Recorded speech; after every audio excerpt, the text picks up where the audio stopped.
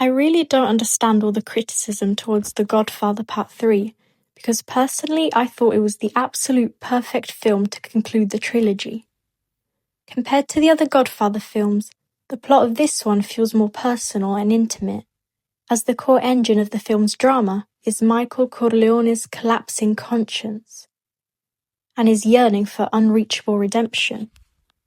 Michael Corleone is now aging, frail, and struggling with diabetes. He is no longer the calculated, strategic mastermind from the previous films. Instead, he is a broken man consumed by guilt, especially over ordering the murder of his brother, Fredo, in the second film. Throughout the entire movie, he desperately longs for forgiveness. The whole film feels like you're watching a Shakespearean tragedy, such as Hamlet or Macbeth, or a melodramatic Italian opera. This film was beautifully and dramatically able to complete the tragic arc of Michael Corleone's impossible forgiveness and redemption, with a truly heartbreaking ending that made me cry.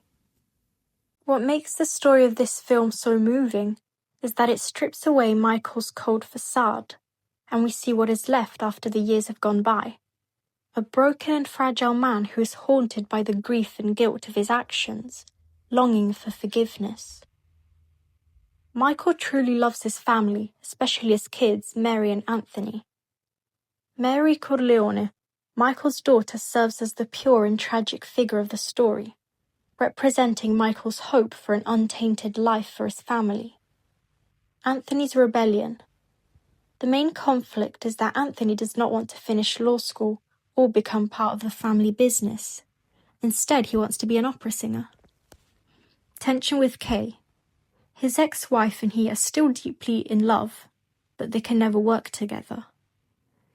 Michael seeks to legitimize his family so his children can escape the blood-soaked nature of it. He believes that by partnering with the Vatican, it will finally make him clear and untainted of his sins.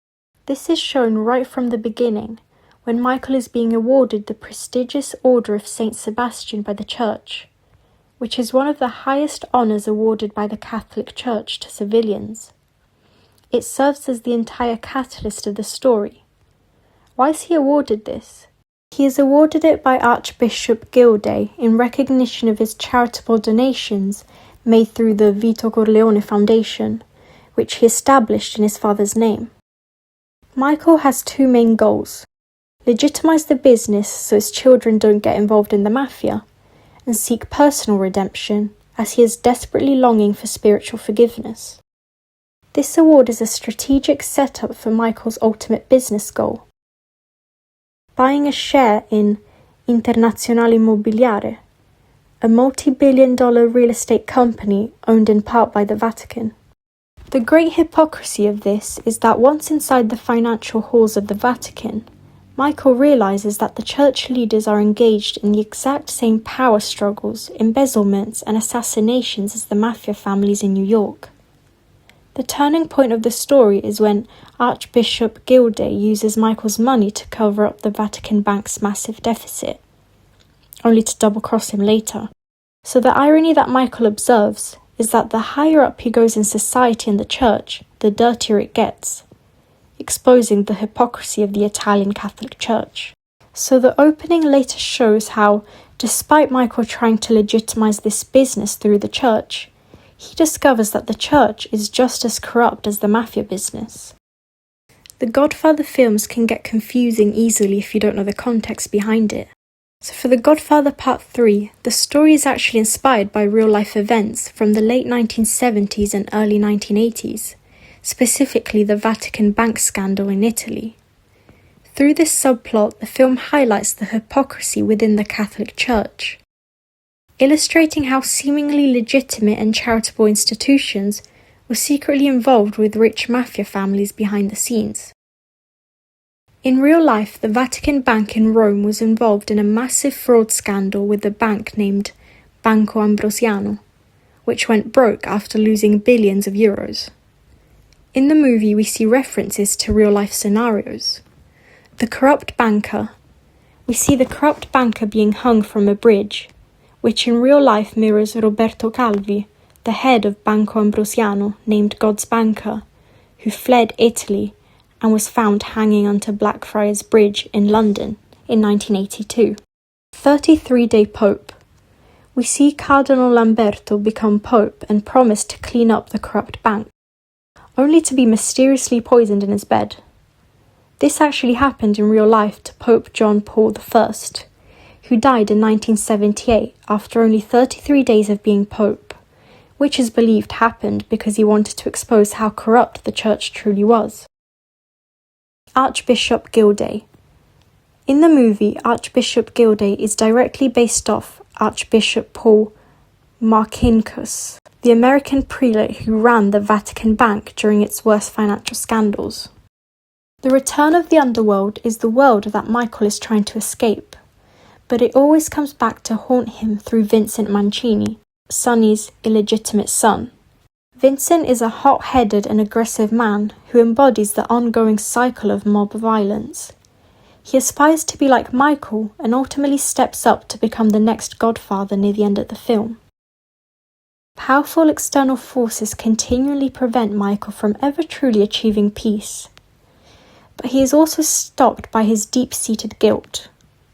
One of the scenes that portrays this is when he is confessing his sins to Cardinal Lamberto, where for the first time he admits out loud that he ordered the death of his brother Fredo. This scene highlights his spiritual decay, and how he wants redemption, but he is unable to forgive himself, which is why he says to Lamberto that he will never be forgiven for his sins, because he doesn't forgive himself. Ultimately, Michael yearns for redemption, but it remains forever out of reach, largely because he can never truly forgive himself for his past actions, especially the murder of his own brother. The film has one of the most iconic and melodramatic scenes I've ever watched in cinema, which is the opera scene. It's what really pulls the film together and makes it really heartbreaking. A grand and melodramatic opera that looks and feels like a Shakespearean play, in which they are trying to kill Michael. It is a masterpiece in cross-cutting, and Coppola creates this grand melodramatic thriller ending into a Shakespearean opera. The performance of Cavalleria Rusticana is the definite masterpiece of verismo, the Italian opera style which focuses on realistic and raw melodrama, passion, betrayal, and deadly revenge in Sicily. The music of the opera serves as the actual score for the assassinations occurring simultaneously across Italy, the poisonings, the hits, and the Vatican plots, seamlessly blurring the line between theatrical art and brutal reality.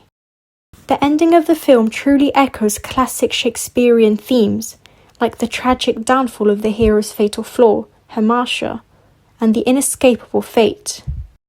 Michael believes he can wash away decades of blood through financial power. Like Macbeth or King Lear, his attempt to control everything ultimately cost him what he loves most, his daughter. Then we have the ultimate punishment.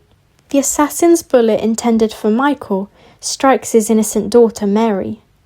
In Shakespearean nature, the ultimate punishment for the tragic lead is not his own death, but surviving to live in the desolate hell created by his own actions.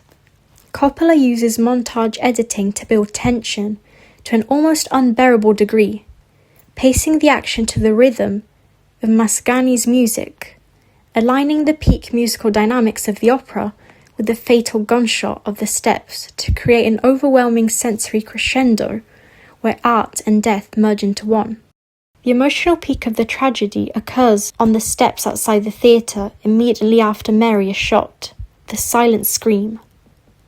Michael holds his dying daughter and lets out the most agonizing silent cry of anguish before the audio suddenly restores, filling the soundscape with his blood-curdling scream. This moment strips away all words, leaving pure theatrical emotion. Combined with the reprise of the haunting intermezzo from Cavalleria Rusticana, Michael's realization that his pursuit of power resulted in his daughter's sacrifice transforms his arc from a mob story into an enduring classical tragedy. This was my analysis of The Godfather. I loved the whole trilogy, but this one in particular really stuck with me. Hope you enjoyed it.